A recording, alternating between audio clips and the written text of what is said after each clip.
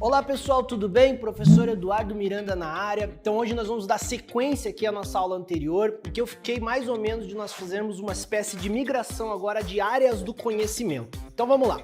Eu tentei, num primeiro momento, só recapitulando, tornar o ensino, a ideia de estudar a sociologia como uma proposta um pouco maior e mais complexa. Isso não é nenhum tipo de vaidade minha, eu acho que é uma coisa que a própria prova do Enem exige de vocês, candidatos, por ser uma prova mais complexa e elaborada. Portanto, a gente vai sair um pouquinho da sociologia e vamos tentar desmembrar a sociologia para uma coisa maior que eu vou chamar aqui de ciências sociais.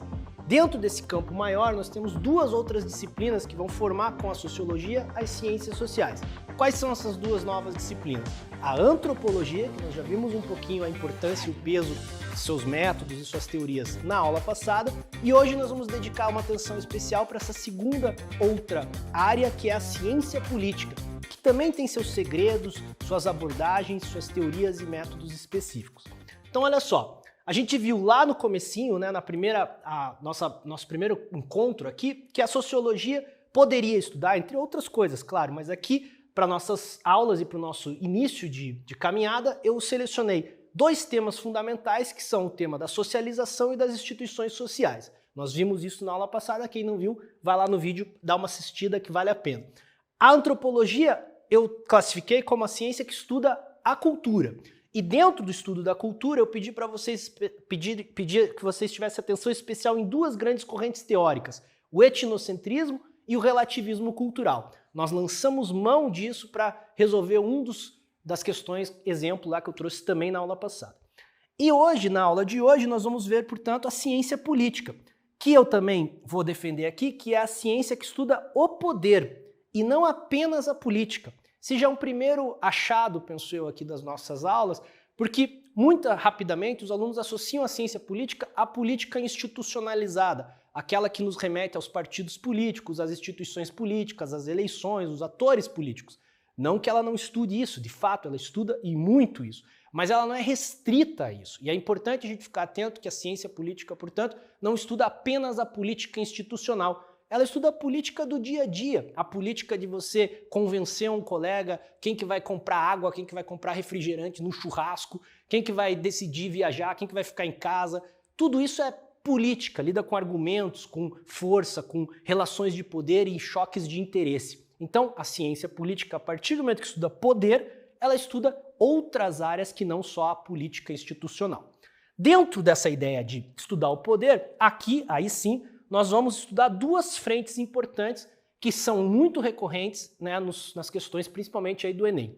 As questões que relacionam teorias, métodos e estudos que são necessários sobre o Estado moderno, o Estado nacional, o governo, a administração pública de uma maneira geral, e os movimentos sociais, que podem ser aqui lidos e considerados desde já como uma espécie de movimentação política paralela à movimentação institucional. Então vou chamar aqui de uma área institucional, que é o Estado e todas as suas ramificações, e uma que vem paralela, que é a mais orgânica da sociedade, que são os movimentos sociais. Aqui, movimentos sociais clássicos, como o movimento dos trabalhadores sem terra, o movimento movimento ambientalista, movimento negro, movimentos que têm pautas diferentes, e também as ONGs, ONGs e associações, qualquer tipo de coletivo que se organiza para reivindicar algum tipo de direito, algum tipo de proposta, algum tipo de pauta específica de seu interesse.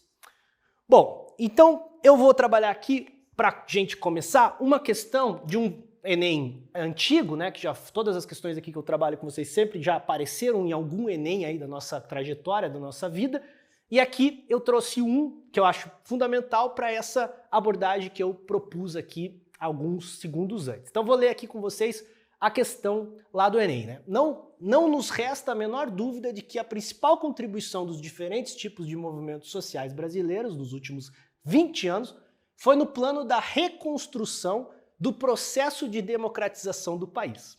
E não se trata apenas de reconstrução do regime político, da retomada da democracia no fim do regime militar. Trata-se da reconstrução ou construção de novos rumos para a cultura do país. do preenchimento de vazios na conduta da luta pela redemocratização, constituindo-se como agentes interlocutores que dialogam diretamente com a população e com o Estado.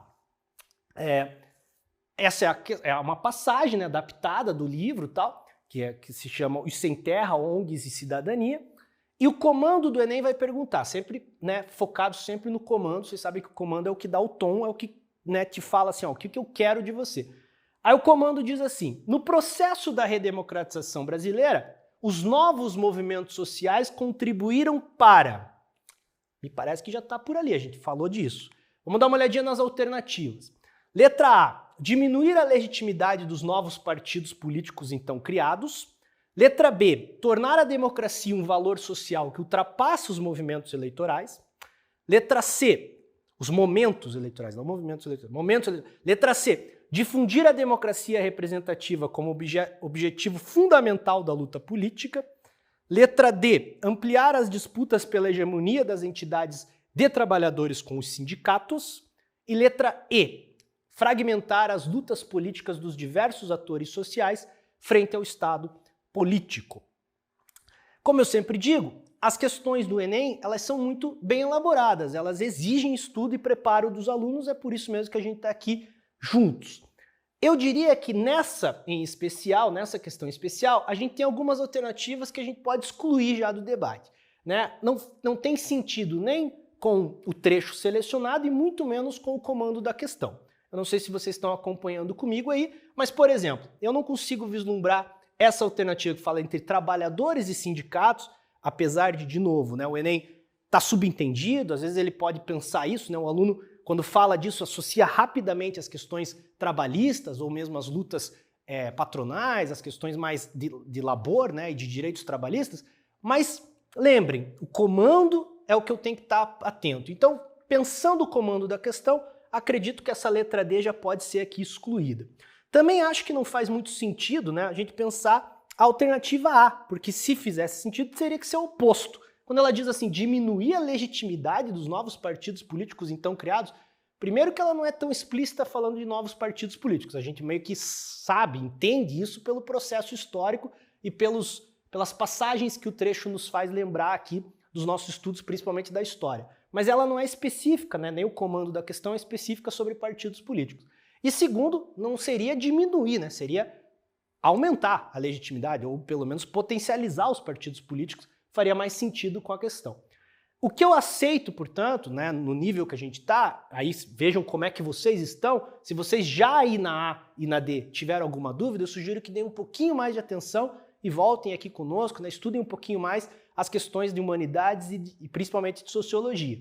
Mas se vocês estiverem comigo, digamos assim, já excluindo a A e excluindo a letra D, eu até aceito que a letra B, a letra C e a letra E podem ser alternativas que nos tragam um pouco de dúvida. Então vamos tentar dar um pouquinho mais atenção dessas alternativas.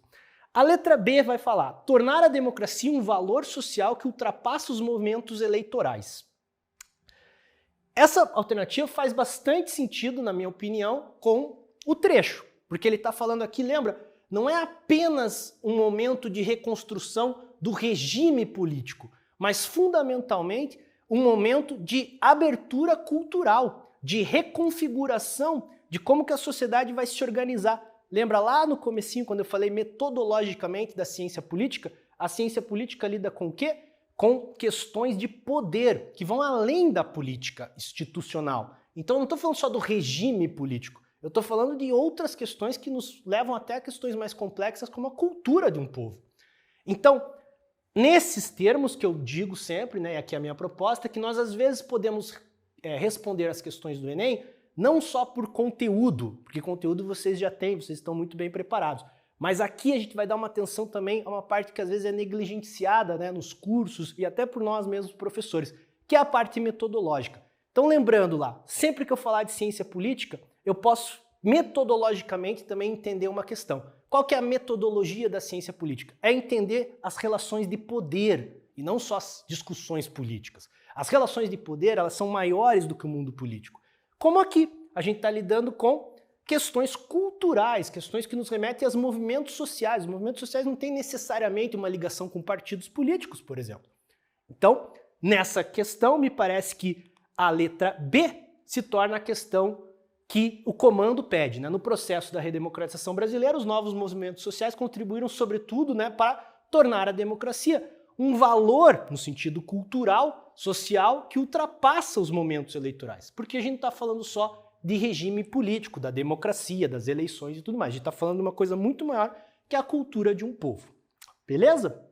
Acho que com essa aqui a gente consegue entender aquele primeiro destaque que eu trabalhei com vocês da questão da ciência política.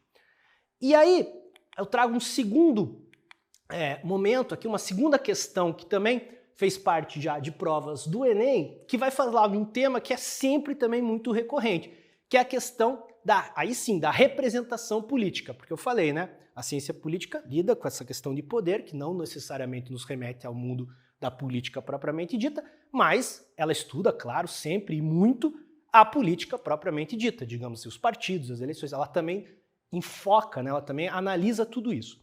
Então, aqui a gente vai perceber essa ligação, né, também. A participação da mulher no processo de decisão política ainda é extremamente limitada em praticamente todos os países. Olha só que loucura já essa primeira informação. Independente do regime econômico e social e da estrutura institucional vigente em cada um deles. É fato público e notório, além de empiricamente comprovado, que as mulheres estão, em geral, subrepresentadas, no sentido de que estão menos representadas, nos órgãos de poder, pois a proporção não corresponde jamais ao peso relativo dessa parte da população.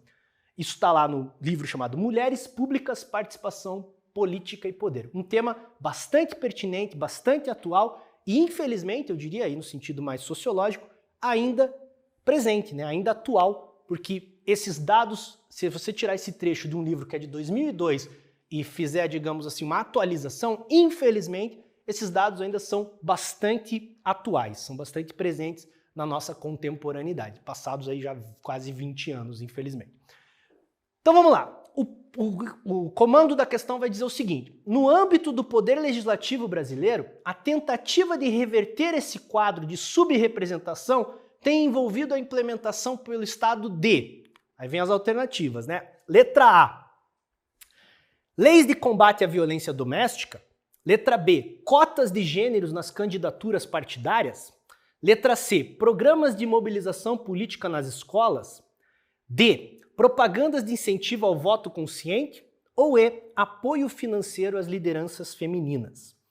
De novo, essa é uma questão que envolve, para além da estrutura da questão, né, dos comandos da questão, também um conhecimento prévio. Esse conhecimento prévio, aqui nesse ponto, é muito importante.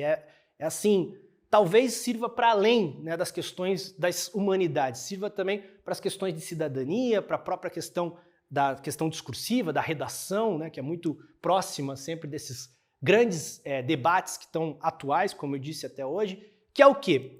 O Brasil, pessoal, é uma sociedade de 215 milhões de habitantes, mais ou menos aí, por aí. A gente já tem há alguns anos as mulheres como maioria da população. As mulheres são 51%, 52%, vamos arredondar aqui, da população brasileira. Só que quando a gente vai fazer a análise dos parlamentos, o que são os poderes legislativos? São os parlamentos. E numa federação que é dividida em entes federados, ou seja, União, Estados e municípios, esses parlamentos são o poder legislativo de cada uma desses entes federados. Então, nos municípios, eu não sei de onde vocês estão aí me assistindo, mas eu os convido a fazer essa pequena pesquisa e faço aqui uma aposta, hein? Porque o professor tem que ter coragem, que nem o Guimarães Rosa diz. Então, eu aposto com vocês, mesmo sem saber, olha a discricionariedade que isso dá a vocês, né? E a fraqueza que isso dá a mim, mas eu tenho me dedicado, tenho estudado esse tema, eu posso afirmar que os parlamentos das cidades que vocês estão, que eu nem sei onde vocês estão, seguem, e aí eu digo do ponto de vista sociológico e pessoal, infelizmente, essa mesma característica. As mulheres, apesar de serem 52, 51% da população geral do nosso país, nos parlamentos, ou seja, lá na Câmara Municipal do município que você está me assistindo, elas geralmente não passam de 10% dos integrantes desses parlamentos. Então, quando muito, chegam a 15%, chegam a 20%. Isso, por si só, já é um problema muito grave de cidadania, né? Um problema muito grave de representação política. É nesse sentido que algumas ações estão sendo feitas. Isso vale também não só no seu município, mas para o seu estado, né, nas assembleias legislativas, não só no estado, para o Congresso Nacional, que é a União, o Congresso Nacional Brasileiro tem 513 deputados e 81 senadores. Se você for lá com calma depois pesquisar quantas são as mulheres deputadas federais e quantas são as mulheres senadoras, também não passa de 10% em cada casa legislativa. Eu digo isso sempre, infelizmente. Bom, então quais são as ações? Vamos dar uma olhadinha lá. Aí eu preciso estar acompanhando o debate. Algumas delas, como eu sempre falo no Enem, fazem sentido, mas às vezes não fazem sentido com a questão e muito menos com o comando. Vou dar um exemplo. Apoio financeiro às lideranças femininas. Isso deve acontecer, né? Essa questão é muito ampla. Alguns partidos são publicamente mais voltados ao apoio e à manutenção, né, de candidaturas femininas e tal. Isso acontece. Você tem que lembrar que não é porque a alternativa está verdadeira, correta, que necessariamente ela é a resposta da questão. Então, além de olhar a alternativa e a alternativa fazer sentido, no sentido social, né, sociológico, ela tem que também dar conta do comando da questão. O comando da questão vai falar no âmbito do Poder Legislativo brasileiro. Se é no âmbito do Poder Legislativo, algumas aqui já saem um pouco do cenário, né? Como a gente pode pensar assim, programas de mobilização política nas escolas, parece que já vai para uma outra área. Então, não tem muito a ver mais com o Poder Legislativo. Programas de incentivo ao voto consciente, tudo bem, tem a ver com o Legislativo, tem a ver com o voto, mas não tem muito a ver com a representação, né? E parece que está falando de outras coisas, da importância de alguns temas, do voto consciente, da eleição. Então a gente exclui também leis de combate à violência doméstica. A violência doméstica é um problemão, né? A gente tem uma outra possibilidade aqui de enfrentar esse tema em outra aula. Mas não me parece que tenha a ver com o comando da questão. Então os que eu poderia cogitar que uma certa dúvida seria a letra B, né? E a letra... Já excluí todas as outras, né? Talvez a letra D, né? Mas eu já excluí antes até, porque tem a ver com voto e tal. Até diria que pode ser alguma alternativa mais duvidosa. Mas me parece que ficou evidente, né? Depois de analisar as alternativas, a questão, o comando e, claro, os nossos estudos, né? Que a gente sempre precisa resgatar. A letra B, desculpe, é o gabarito, né? As cotas de gênero nas candidaturas partidárias. Pessoal, por hoje era isso. Espero que vocês tenham gostado. Não esqueçam, né? Se deem um clique lá, né? Vocês podem interagir, podem mandar mensagem. Vocês se inscrevam, compartilhem, mandem para os colegas, para os alunos. A gente está fazendo esse movimento também público no primeiro movimento, porque a gente também tem interesse. Todos vocês tenham acesso a essas aulas, a esses conteúdos, para a gente aí fazer um Enem bacana, que todos possam participar com segurança. E a gente se vê na próxima aula. Valeu, galera. Até mais. Tchau, tchau.